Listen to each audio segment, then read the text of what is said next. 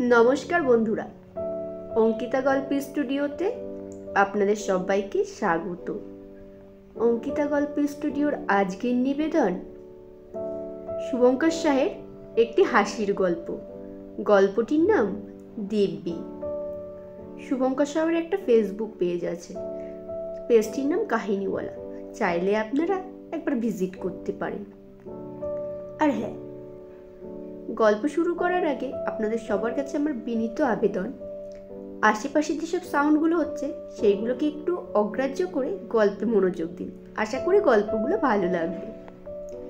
তো চলুন শুভঙ্কর শাহের কলমে ছোট গল্প দিব্যি শোনা যাক। শ্রাবণ মাস, সকাল থেকেই প্রচণ্ড বৃষ্টি নেমেছে। পাড়ার চা দোকানে খড়ের ছাউনির তলায় বুদাই, জিৎ, শঙ্খ আর অভিধান ক্যারাম পিটোচ্ছিল। অভিধানের মারার পালা এসেছে। বোর্ডে শুধু রেড আর কালো গুটি আছে। রেডটা ফেলতে পারলেই অভিধান আর শঙ্খ গেমটা জিতে যাবে। অভিধানকে একটু তাতিয়ে তুলল শঙ্খ। পাশে দাঁড়িয়ে বলে উঠল, তুই এটা ফেলতে পারলে এই বৃষ্টি ভেজে রাস্তা দিয়ে যেই সুন্দরী মেয়েটা প্রথম আসবে সে তোর। পাশ থেকে জিৎ বলে উঠল, অভিধান পারবে নাকি? ওর মেয়ে ভাগ্যে এমনই শনি চলে। অভিধান ওদের কথা কানে না তুলে লাল গুটিটার ওপর কনসেন্ট্রেট করল। অমন সময় ওর আচমকা দৃষ্টি পড়ল ওই তুমুল বৃষ্টির মাঝে সাদা রঙের কুর্তি পরা একটি মেয়ে, এক হাতে পায়ের ছেঁড়া স্যান্ডেল আর অন্য হাতে ছাতা, একটু খুঁড়িয়ে খুঁড়িয়ে আসছে। বোধহয় স্যান্ডেলের হিল ছিঁড়ে গিয়ে সে পায়ে আঘাত পেয়েছে। মেয়েটার দিকে শুধু যে অভিধানের দৃষ্টি পড়ল এমনটা নয়, ওর বাকি বন্ধুদেরও চোখ এড়িয়ে গেল না, কারণ সে এতটাই সুন্দরী।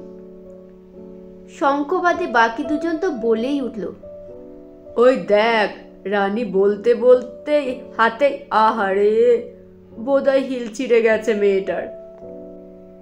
মেয়েটার কথাগুলো ভালোভাবে কানে না গেলেও সে বুঝলো তাকে নিয়ে ছেলেগুলো মজা করছে।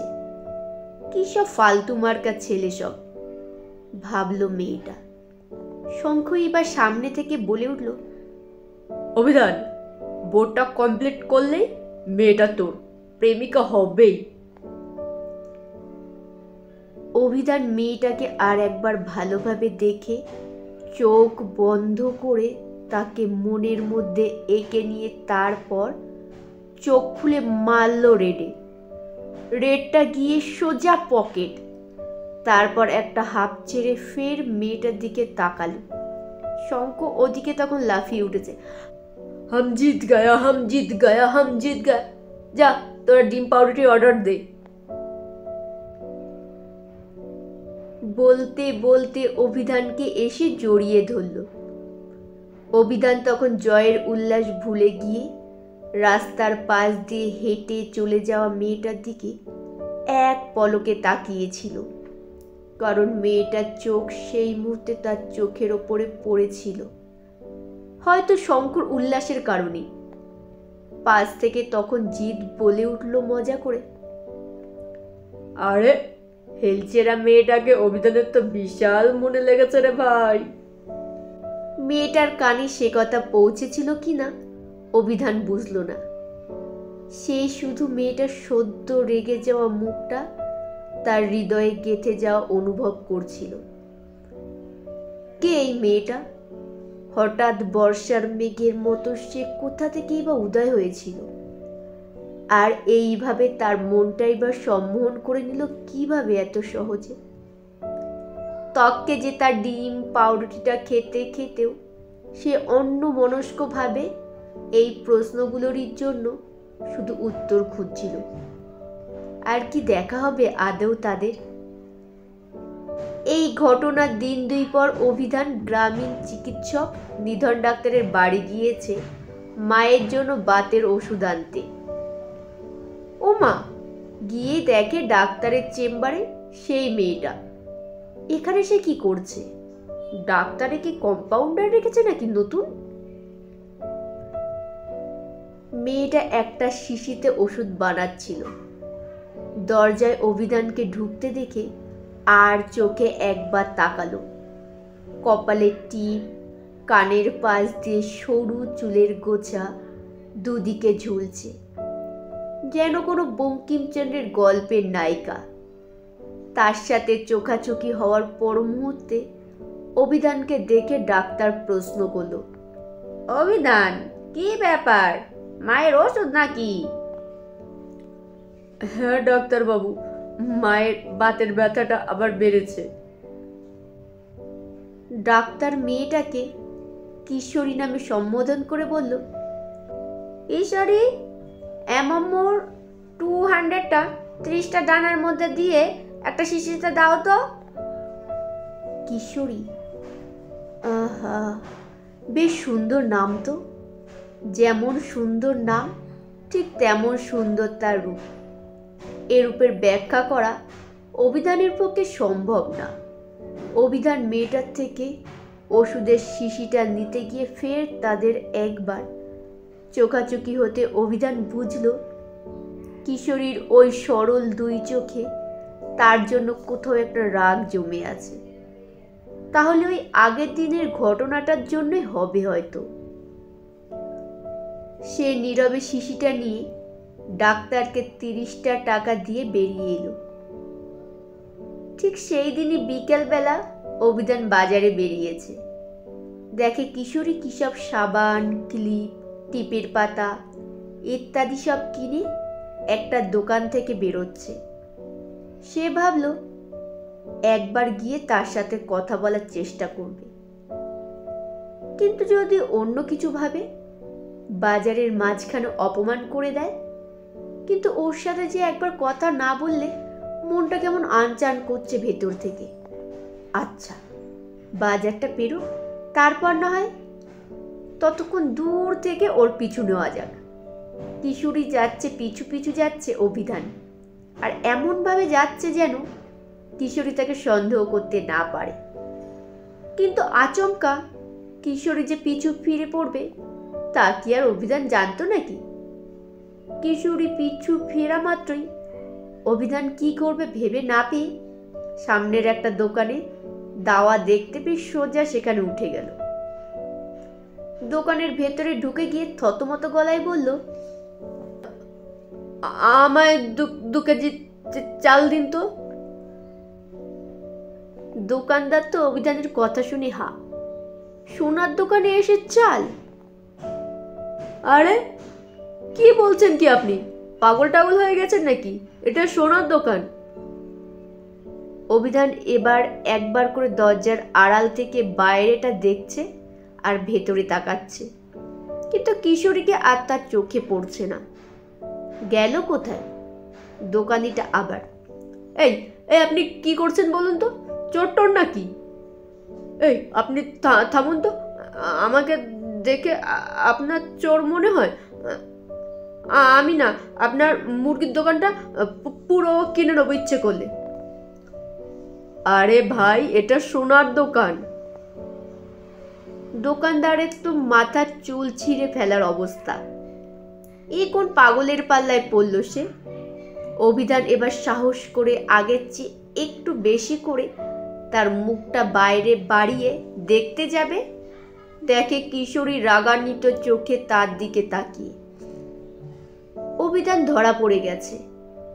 কি করবে খুঁজে না পেয়ে একবার জামাটা ঠিক করছে তো একবার চুলটা।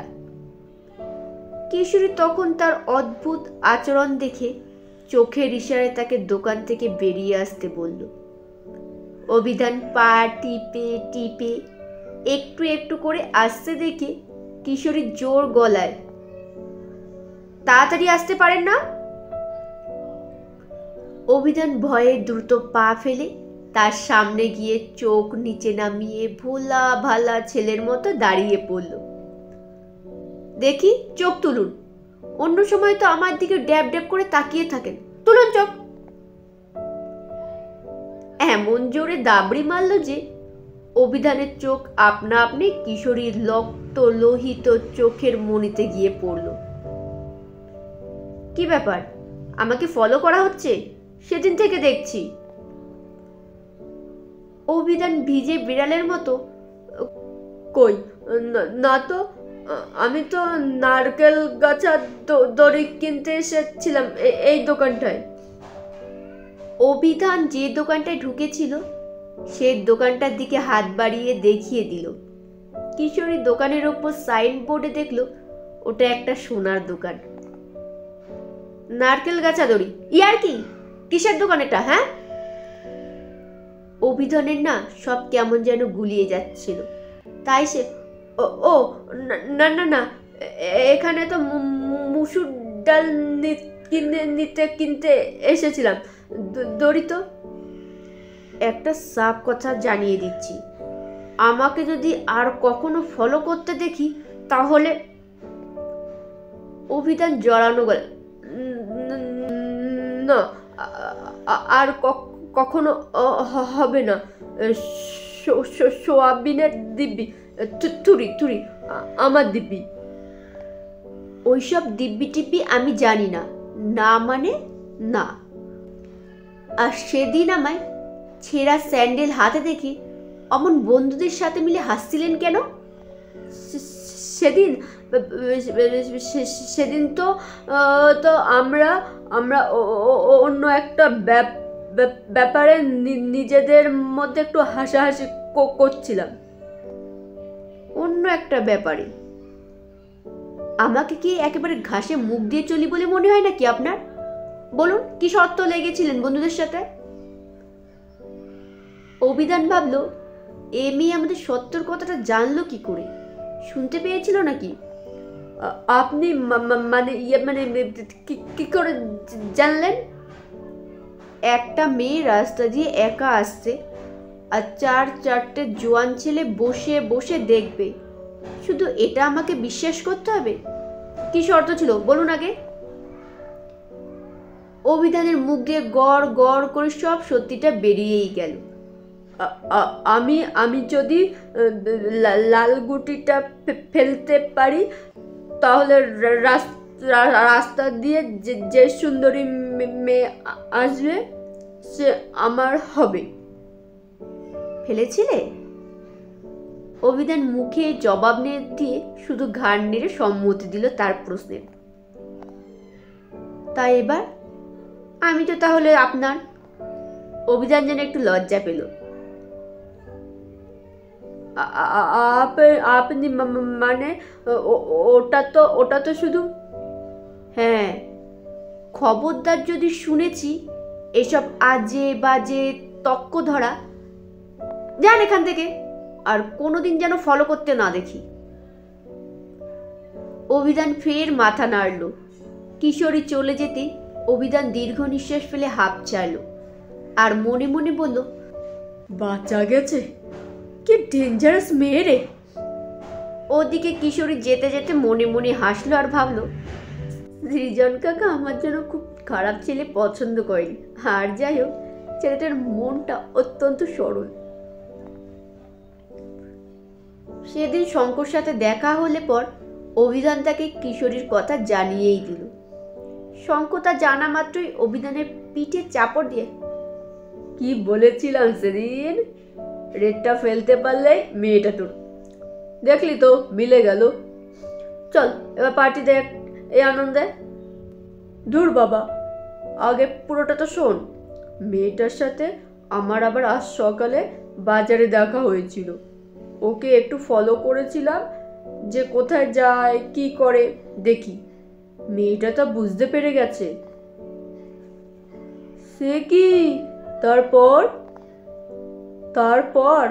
আর বলিস না, একেবারে আমার সামনে এসে চোখ বড় বড় করে আমার তো পুরো শাসন করে দিয়ে চলে গেল। তুই কিচ্ছু বললি না?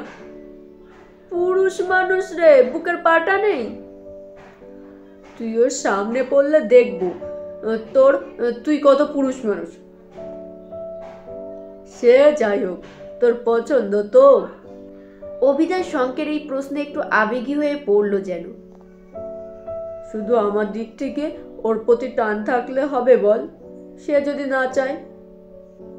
সেও চাইবে তোকে একদিন, দেখিস। তার আগে খাওয়াবি চল। অভিধান বুঝলো শঙ্খ এমন নাছোড়বান্দার মতো খাওয়ানোর জন্য ধরেছে যে ওকে খাওয়াতে নিয়ে যেতেই হলো। তাও আবার না কোথায়, হাজি বিরিয়ানিতে। বিরিয়ানি খেয়ে দিয়ে শঙ্খ ঢেকুর তুলতে তুলতে অভিধানকে বলল, এই যে তুই খাওয়ালি, তোকে আশীর্বাদ করে দিলাম যে ওই মেয়ে তোর, তোর মানে তোর। অভিধান মনে মনে তখন ভাবছে, 1.5 প্লেট বিরিয়ানি সাবরে এখন কত ভালো ভালো কথা বেরোবে। ঘোড়ার ডিম বললেই হলো নাকি যে আমার? আচ্ছা বেশ, একটা টস হয়ে যাক, হেড পড়লে কিশোরী তোর আর টেল পড়লে তোর না। শঙ্খ তার নিজের পকেট থেকে একটা 1 টাকার কয়েন বের করে কয়েনটা স্পিন করিয়ে হাতের মুঠোয় নিতে যাবে কি আচমকা অভিধানের চোখে পড়ল কিশোরীকে। ভুল দেখছে না তো? চোখটা দুবার মুছে নিল। না, কিশোরী তো। সে ততক্ষণে তাদের দুজনের দিকে এগিয়ে এসেছে। শঙ্খ তার হাতটা খুলে দেখে হেড পড়েছে। সে তো প্রায় উতলে ওঠে। ভাই ভাই, মেয়েটা তোর, তোর মেয়েটা, দেখ দেখ হেড পড়েছে। কিশোরীও সে দৃশ্য চোখ এড়ালো না। অভিধান মনে মনে ভাবল, এই সেরেছে, যেখানে বাঘের ভয় সেখানেই সন্ধে হয়। যে আঙুল দিয়ে তার ঠোঁট চেপে ইশারায় শঙ্খকে বারবার বোঝানোর চেষ্টা করলো, ওরে ভাই থাম, কিন্তু শঙ্খ তা বুঝলে হয় যখন কিশোরী আচমকা শঙ্খর কাঁধে হাতটা রাখে।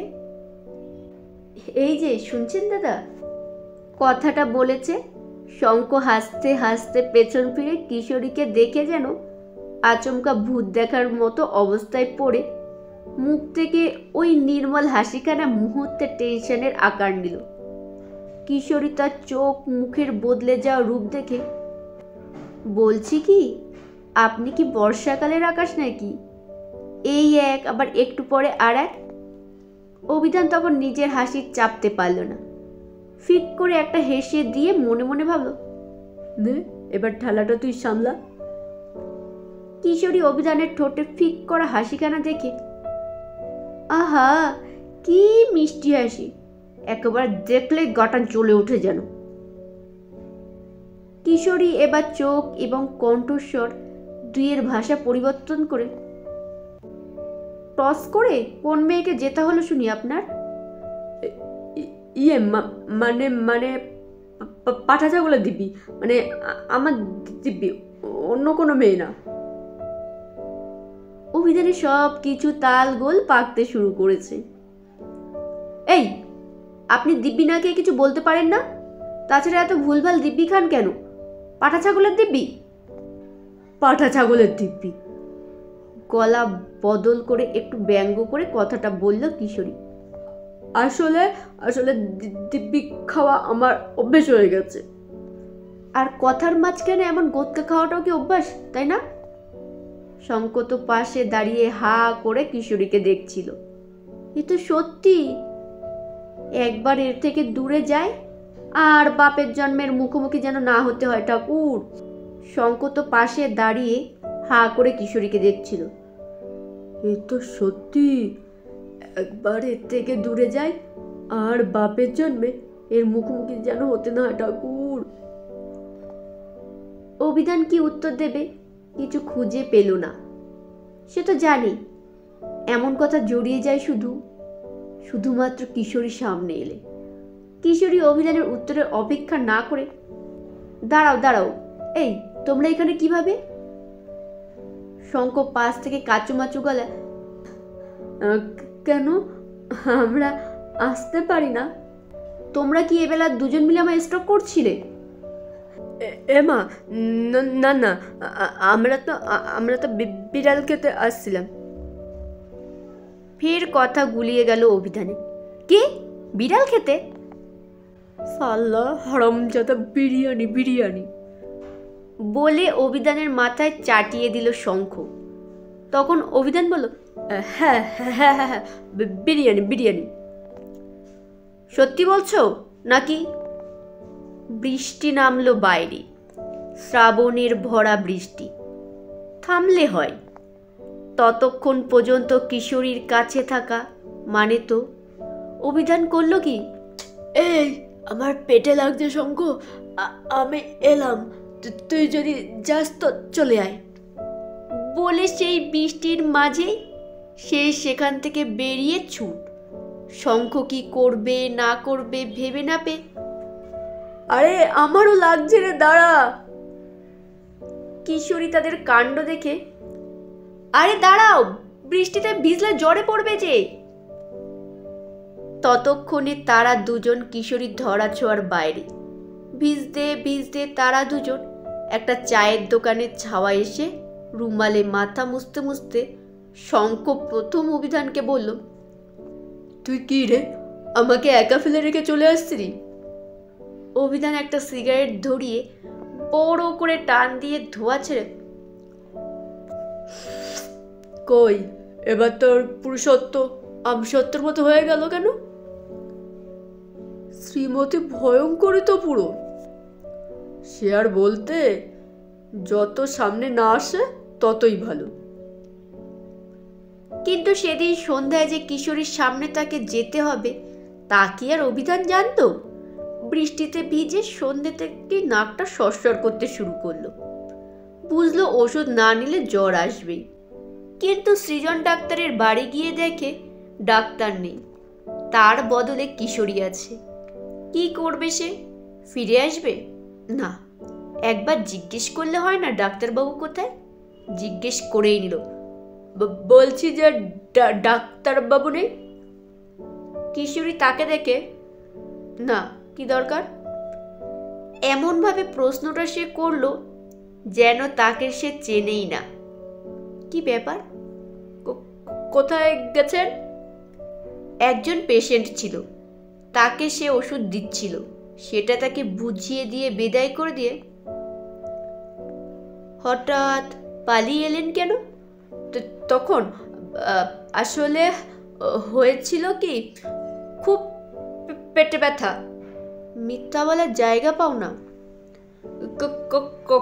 কফ সিরাপের দিব্যি দিব্যি আমার। অভিধানের মুখে ফের দিব্যি কথাটা শুনে কিশোরীর যেন অষ্টাঙ্গ জ্বলে উঠল। তোমাকে না আমি এক্ষুনি ঘুমের ওষুধ দিয়ে মেরে দেবো, দাঁড়াও, খালি ভুলভাল দিব্যি করা। অভিধান কিশোরীর কথাটা শুনে বলছি কি, ডাক্তারবাবু আসবে না এখন? সত্যি? কেন, কি দরকার? অভিধান মাথা চুলকে আমতা আমতা করে, আমার না জ্বর আসবে মনে হচ্ছে। মনে হচ্ছে মানে? আপনি কি জেনে বসে আছেন নাকি? আসলে আসলে নাকটা সরসর করছে, গলাটাও কেমন জানি খুসখুস ভাব।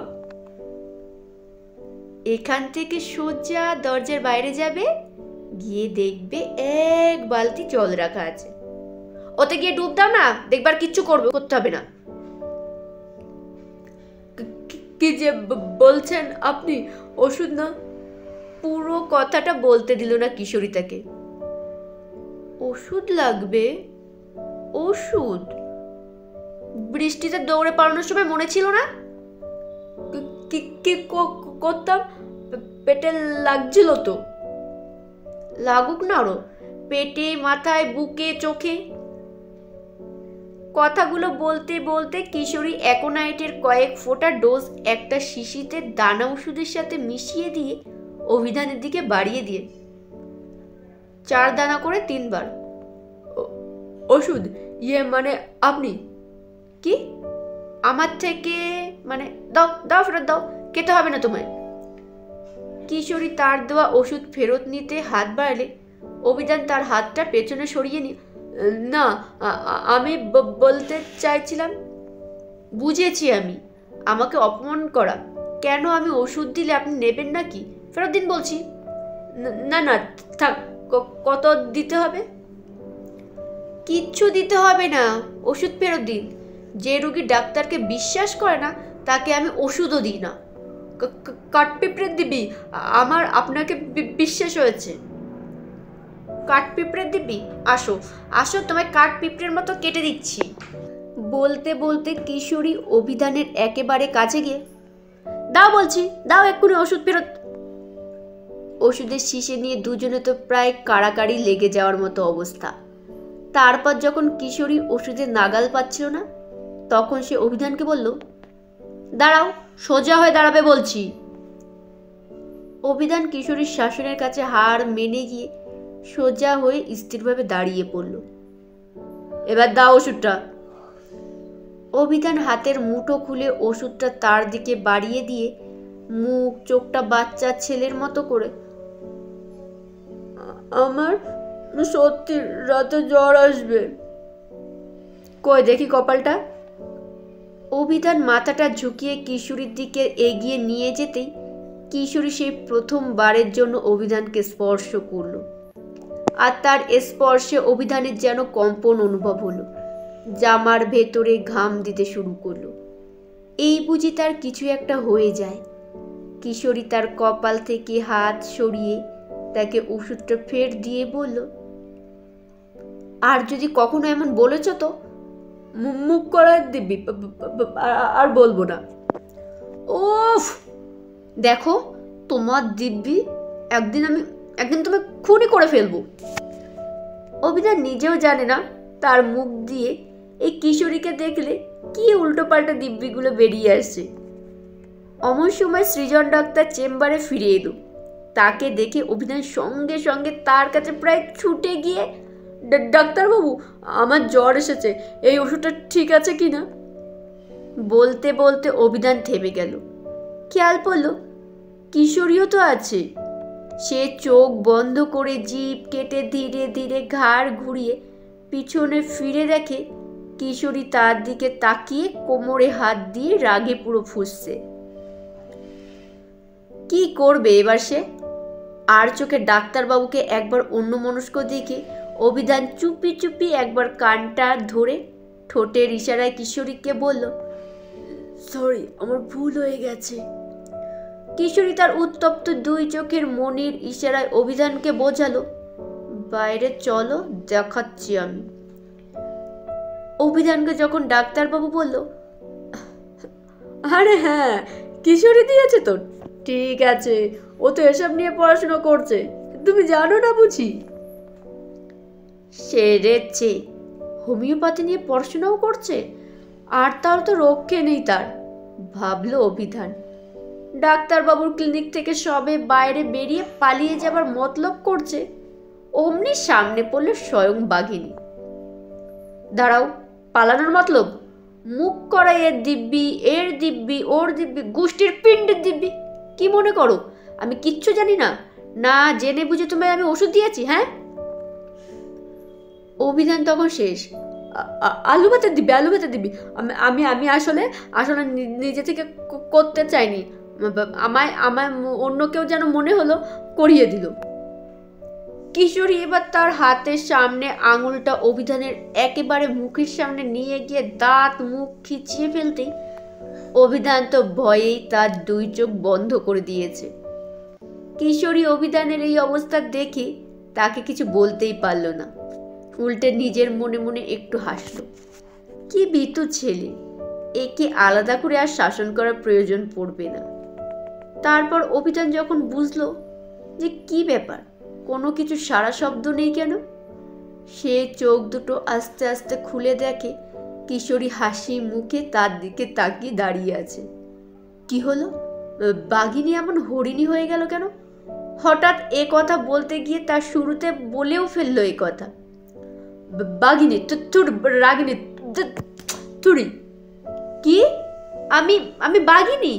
আমাকে বাঘিনী বললে তুমি? ফের তার চোখে মুখে হাসি উধাও হয়ে গিয়ে পরিচিত চেনা রূপটা ফিরে আসতেই আবার অভিধান যেন সব গুলিয়ে ফেলল। আমার দিব্যি, তোমাকে অনেক সুন্দর দেখতে। কিশোরী ভাবলো, কি ব্যাপার, এই ছেলে যে ঠিকঠাক দিব্যি খেলো এবার। অভিধানও নিজের কথা এবার ভেবে দেখলো যখন, সেও অবাক হয়ে গেল। অভিধান চলে যাওয়ার আগে একবার ফিরে তাকালো কিশোরীর দিকে। কিশোরীও আবেগ ভরা দুই চোখে চেয়েই রইল অভিধানের দিকে, যেন কত না বলা কথায় না প্রকাশ পেল সেই অব্যক্ত চোখেদের ভাষায়। অভিধান চলে যাওয়ার পর কিশোরী মনে মনে অভিধানের বিষয়ে ভাবতে ভাবতে হালকা হাসি মুখের ভেতরে যাওয়ার সাথে সাথেই সৃজন ডাক্তার কিশোরীকে জিজ্ঞেস করল, কি রে কিশোরী, সব পেশেন্টদের ঠিকঠাক ওষুধ দিয়েছিস তো? কিশোরীর কথাটা কানেই ঢুকলো না। সে অভিধানের খেয়ালে হারিয়েছিল। সৃজন ডাক্তার তার প্রশ্নের উত্তর না পেয়ে কিশোরীর চোখের দিকে তাকিয়ে বুঝল তার মন ওই চেম্বারের চার দেওয়ালের মধ্যে নেই। সেটা কোথাও যেন হারিয়ে গেছে, কারোর খেয়ালে মত্ত হয়ে আছে। আর সে যে কে তার বুঝতে দেরি হলো না তার। তখন তিনি চেয়ার ছেড়ে উঠে গিয়ে কিশোরীর মাথায় আলতো করে স্নেহের পরশ রেখে বলল, অভিধানকে মনে ধরেছে? হ্যাঁ। কি বললে? হাসলো ডাক্তারবাবু। তোর মা বাবাকে আসতে বলি নাকি? কেন? অভিধানের বাড়িতে গিয়ে পাকা কর্তা সেরে আসতে হবে তো নাকি? কিশোরী এবার ভারী লজ্জা পেল। লজ্জায় তার মুখটা ঠিক 21 বছরের কিশোরীর গোধূলির আকাশটার মতোই রাঙা হয়ে উঠল। সে মাথা নিচু করে নীরবই রইল। দিন দুয়েক পর কিশোরীর মা বাবা সৃজন ডাক্তারের বাড়ি এলো। মা বাবাকে দেখা মাত্রই কিশোরী প্রণাম করলে পর কিশোরীর মা মেয়ের থুতনির কাছে হাত দিয়ে তার মুখটা তুলে বলল, বাবা, আমাদের জেদি মেয়েটা এমন সংস্কারী হয়ে গেল কবে গো? কিশোরী খানিক আহ্লাদে সুরে, মা তুমিও না, যাও তো। ছেলেটা কেমন, পছন্দ হয়েছে? কিশোরী শুধু একবার ঠোঁট ফাঁক করে বলল, ভালো। এবার কিশোরীর বাবা সৃজন ডাক্তারের দিকে এগিয়ে গিয়ে তার হাতটা ধরে বলল, আমি জানতাম সৃজন আমাদের মেয়ের জন্য একজন ঠিকঠাক পাত্র খুঁজে দেবে। সৃজন ডাক্তার হেসে বলল, মেয়েকে শুধু তোমাদের দাদা, আমারও তো। আর হ্যাঁ রে, তা ওদের সব জানিয়েছিস তো যে আমরা আজ আসবো? হ্যাঁ, আজই সকালে আমি নিজে গিয়ে অভিধানের বাবা মাকে জানিয়ে এসেছি। তবে অভিধান জানে না। কেন? ছেলে দেখতে যাব আর ছেলেকে জানাসনি? কি করে জানাই বলো? আমাদের মেয়েটা যে বারণ করেছে। কি সব সারপ্রাইজ না কি দেবে। সারপ্রাইজ? কিশোরী বাদে ঘরের মধ্যে থাকা বাকি তিনজন একসাথে কথাটা বলে ফের হেসে উঠল। কিশোরী লজ্জায় ভেতরে ঘরে দৌড়ে চলে গেল। গিয়ে বিছানার ওপর উপুর হয়ে শুয়ে পড়ে অভিধানের কথাগুলো মনে করতে করতে বালিশে মুখ ঢাকল।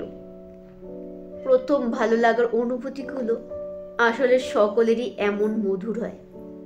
সেদিন বিকালে হলো কি, অভিধানের মন আনচান করে উঠল কিশোরীকে দেখবার জন্য। যে কোনো অজুহাতে তাকে যে কিশোরীর সাথে একবার দেখা করতেই হবে। কত কি বলার আছে যে তাকে। সে ঘর থেকে বেরোতে গেলে পর তার মা প্রশ্ন করল, এখন আবার কোথায় যাচ্ছিস? একটু আসছি, কাজ আছে। আচ্ছা, তাড়াতাড়ি ফিরে আসিস কিন্তু। কেন? আসতে বলেছি, আসবি। অভিধানের মা জানে পাত্রীপক্ষ আসবে, আর তাকে বলতে বারণ করেছে সেটা। তাই তিনি আর অভিধানকে তাড়াতাড়ি ঘরে ফেরার কারণ জানালো না। কিশোরীর মা বাবা সৃজন ডাক্তার অভিধানের ঘর থেকে বেরিয়ে যাওয়ার কিছুক্ষণ পরেই তাদের ঘরে এলো। সকলে একে অপরের সাথে আলাপ পরিচয় করার পর অভিধানের মা কিশোরীকে উদ্দেশ্য করে বলল, লক্ষ্মী প্রতিমার মতো মুখ আপনাদের মেয়েটার। কিশোরীর মা তখন বলল, মেয়ে তো এবার আপনাদের হয়ে যাবে দিদি। তা অভিধান কোথায়? ওকে তো দেখছি না। ও তো বাইরে বেরোলো একটু। চলে আসতে বললাম একটু তাড়াতাড়ি। চলে আসবে ও, আমার কথা ফেলে না। সৃজন ডাক্তার এবার পাশ থেকে বলল, তা ওকে বলেননি তো দিদি যে আমরা আসছি? না। বেশ, তা আমাদের মেয়েকে তোমাদের পছন্দ হয়েছে তো? খুব মনে ধরেছে। কি গো, বলো না তুমি অভির বাবা। অভিধানের বাবা এতক্ষণ সবাইকার কথা শুনছিল। এইবার তিনি হাসি মুখ করে কিশোরীকে বলল, তা মা, থাকতে পারবে তো আমাদের এই ঘরে?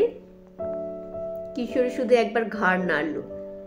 ওদিকে অভিধান সৃজন ডাক্তারের চেম্বারে গিয়ে জানতে পারল যে তারা সবাই নাকি কিশোরীর জন্য দেখাশোনার জন্য গেছে পাত্রপক্ষের বাড়ি। কিন্তু পাত্রপক্ষটা কে তা সে জানতে পারল না। কথাটা জানা মাত্র তার যেন সেটা বিশ্বাস হলো না। হতেই পারে না, সে যে কিশোরীকে আজ তার অন্তরের কথাটা বলতে এসেছিল। এইসব ভাবতে ভাবতে যেন তার অন্তর ফেটে যাওয়ার মতো অবস্থা। একবারে তো কাউকে সে অন্তর থেকে চেয়েছিল, তাকে জানানোর আগেই। হে ঈশ্বর, এত নির্দয় কেন আপনি? অভিধানের মন এ কথায় তখন জানিয়েছিল শুধু ঈশ্বরকে, কিন্তু কিশোরীকে সে ছেড়ে যে থাকতে পারবে না। যত যাই হোক, খারাপ লাগুক, তবু সে নিজেই হৃদয়কে বোঝালো, পাত্র দেখতে গেছে মানে তো আর বিয়ে ঠিক হয়ে যাচ্ছে না। কিশোরী ফিরে এলে তাই সে আর দেরি করবে না, তখন যা কপালে আছে হবে। উদাস চোখে কিশোরীর কথা স্মরণ করতে করতে ঘরের উদ্দেশ্যে রওনা দিলে। আর বারবার তার স্মৃতিতে ভেসে উঠল কিশোরীকে দেখা প্রথম দিনের বৃষ্টিটার কথা। ওদিকে কিশোরীর পরিবারের সাথে অভিধানের পরিবারের পাকা কথা প্রায় শেষের পথে। শুধু একটাই যা, এত দ্রুত ওরা কেউ চায় না ওদের চার হাত এক করে দিতে। আগে দুজনেই নিজের পায়ের তলার মাটি শক্ত করে নিক, তারপর নয়। অভিধান ঠিক অমন সময় তাদের ঘরের দরজায় দাঁড়ালো এসে। দরজায় অনেকগুলো জুতো। এমন সময় আবার কারা এসেছে ঘরে? একবার ভাবলো ভেতরে যাবে না, পর মুহূর্তে ভাবলো যদি অতিথিদের আপ্যায়নের জন্য কিছু আনতে হয়, সে দরজায় পা রাখবে, তার মা একেবারে তার মুখের সামনে। ও তুই এসে গেছিস, শোন না, ওনারা এসেছেন, একটু ভালো দেখে মিষ্টি সিঙ্গারা সব নিয়ে আয়। কারা এসেছেন? আরে পাত্রীপক্ষ, তোকে দেখতে। বললাম না তাড়াতাড়ি আসবি। পাত্রীপক্ষ মানে? আমি বলেছি নাকি এখন আমি বিয়ে করব? হঠাৎ মেজাজ হারালো অভিধান। আরে শান্ত হ, এমনভাবে জোরে কথা বলছিস কেন? বলবো না আমি জোরে কথা? কেন কেন, আমি কি বলেছিলাম নাকি এখন বিয়ে করব? আমাকে এখন ক্যারিয়ারের দিকে লক্ষ্য দিতে হবে।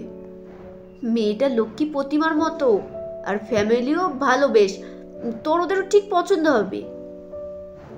অভিধান এবার খেই হারিয়ে ওর মায়ের সামনে বেশ জোর গলায় বলে ফেল, আমি কিশোরীকে ভালোবাসি, অন্য কাউকে বিয়ে করতে পারবো না। অভিধান এত জোরে বলেছিল কথাটা যে তার শব্দ ঘরের ভেতর অবধি পৌঁছে গেল। তার গলার শব্দ শোনা মাত্র কিশোরী নিজেকে আটকাতে না পেরে উঠে চলে এলো দরজার সামনে। অভিধান তাকে দরজার সামনে দেখা মাত্র তো পুরো থ মেরে গেল। তুমি মানে আপনি এখানে কি করছেন? কিশোরীর মাথায় তখন একটা বুদ্ধি খেলে গেল। সে সঙ্গে সঙ্গে জবাব দিল, আমার মাসির মেয়ের সম্বন্ধ নিয়ে এসেছি। আপনি ছেলেটা একটু ক্যাবলা গোছের ঠিকই, কিন্তু মন্দ না, তাই। এ কি বলছে কিশোরী? তার মাসির মেয়ে? সব কেমন যেন আবার গুলিয়ে যেতে শুরু করলো তার। কিন্তু পারছে যে ওর মা আঁচলের আড়ালে কিশোরীর কথা শুনে আর ছেলের রকম সকম দেখে হাসছে, তা অভিধানের দু চোখে এড়ালো। কে বলেছে আমি এখন বিয়ে করব? আমার ক্যারিয়ার আছে, স্বপ্ন আছে। তোতলামো করতে করতে কথাগুলো বেরিয়ে এলো অভিধানের মুখ দিয়ে। কিশোরী ফের মজা করে বলল, সে তুমি বানো তোমার ক্যারিয়ার, সে ততদিন তোমার জন্য অপেক্ষা করবে বলেছে। অভিধানের মা হাসি না চেপে ধরে রাখতে পেরে ভেতরে চলে গেল। গিয়ে বাকি সবাইকে বাইরের কাণ্ড বলতে তারাও নিজেদের মধ্যে হাসাহাসি শুরু করলো। ওদিকে অভিধান, আমি পারবো না, আমি তো আপনাকে। আমাকে? কি আমাকে? ও কিছু না, বলুন আগে। কিচ্ছু না বললাম তো। আমার ওপর গলার জোর দেখানো? বলুন বলছি আগে। দেখাবো না তো কি, আমি আপনাকে ভালোবাসি। আর খেই হারিয়ে মনের কথাটা বলেই বসলো অভিধান। তারপর কি করবে বুঝতে না পেরে কিশোরীর চোখে আর চোখই রাখতে পারল না। কিশোরী ঠোঁটের মধ্যে হাসি চেপে গলা সুর ইচ্ছে করে গম্ভীর করে, আমাকে ভালোবাসেন? এত সাহস আপনার? সাহস নেই বলেই তো বলতে পারিনি আগে।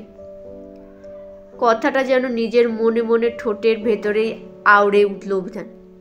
কি কি কি কি বললে? এদিকে চেয়ে বলো। বলে অভিধানের নিচে তাকানো মুখটা কিশোরী নিজের হাতে সোজা করতে অভিধান হঠাৎ করে বলে বসলো, পাটির সাপটা দিব্যি ভালোবাসি। কিশোরী আর নিজের ভেতরে চেপে রাখা হাসি আটকাতে পারল না। সে হাসতে হাসতে চারিদিকে একবার তাকিয়ে অভিধানের কাছে এসে তার ঠোঁটটা নিয়ে বলল, তিলে পাটালে দিব্যি, আমিও তোমাকে ভালোবাসি বুদ্ধুরাম। কিশোরীর শেষ কথাটা শুনে অভিধানের তো হৃদস্পন্দন হয়ে যাওয়ার জোগাড়। এও কি সত্যি কিশোরী তাকে ভালোবাসে? হ্যাঁ, অভিধান ঘামতে শুরু করলো, কারণ কিশোরীর নিঃশ্বাস সে তখন একেবারে তার কানের কাছে বলছে।